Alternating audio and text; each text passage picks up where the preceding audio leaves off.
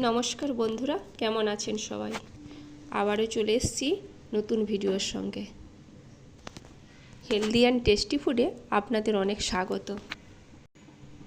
আমাদের ছাদ বাগানে খুব অল্প অল্প শাক হয়েছে বিভিন্ন রকমের, ওইগুলোকে তুলে আজকে ভর্তা বানাবো। গ্রামের মানুষরা এইসব বাড়িতে তৈরি করা শাকের খুব টেস্ট, এটা সবাই জানে। এখন শহরের মানুষরাও ছাদ বাগানে শাক তৈরি করে তার টেস্ট বুঝে গেছে, কিন্তু বাজারে কেনা শাকের সঙ্গে তুলনা করলে হয় না, সেগুলো এতটা টেস্ট থাকে না। আর এই সব শাক মিশিয়ে একসঙ্গে ভাজা কিংবা ভর্তা বানালে যেমন টেস্টি হয় তেমন হেলদিও। কিন্তু আমাদের এখানে 5 রকমের শাক আমি আজকে তুলেছি।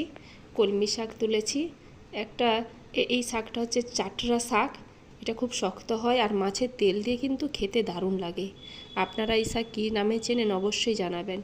আর আছে সাদা খসলা শাক আছে, আর পুঁই শাক আছে, লাল মারিচ আছে। এইগুলো আমি সব তুলে নিয়েছি অল্প অল্প করে, আর অল্পই হয়েছিল। আপনারা অল্প অল্প করে লাগিয়ে রেখে দিলে কিছু না হোক শাকটা পেলে ওই শাকটা খেতে কিন্তু অসম্ভব সুন্দর হয়। তার মধ্যে এই শাককে আমি ভর্তা বানাবো আজকে। তার জন্য শাকটাকে আমি ছোটো ছোটো করে কেটে নিয়েছি, খুব বেশি ছোট করিনি কারণ শাকটা নরমই ছিল।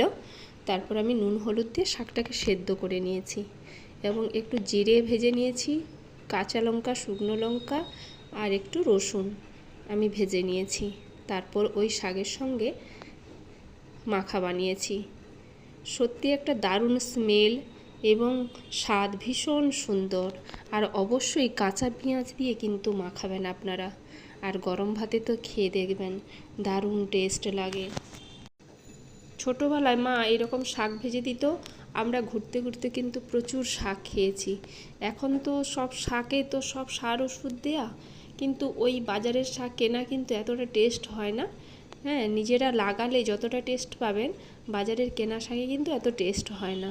আর ওই রকম বিভিন্ন রকম অল্প অল্প শাক তো আপনি কিনতে পাবেন না, আপনাকে সব বান্ডিল গোছা কিনতে হবে, তখন অনেক শাক হয়ে যাবে। আপনারা একটা বস্তা কিংবা একটা ট্রের মধ্যে তার একটু অল্প অল্প করে 4-5 রকমের শাক লাগিয়ে রাখতে পারেন, দেখবেন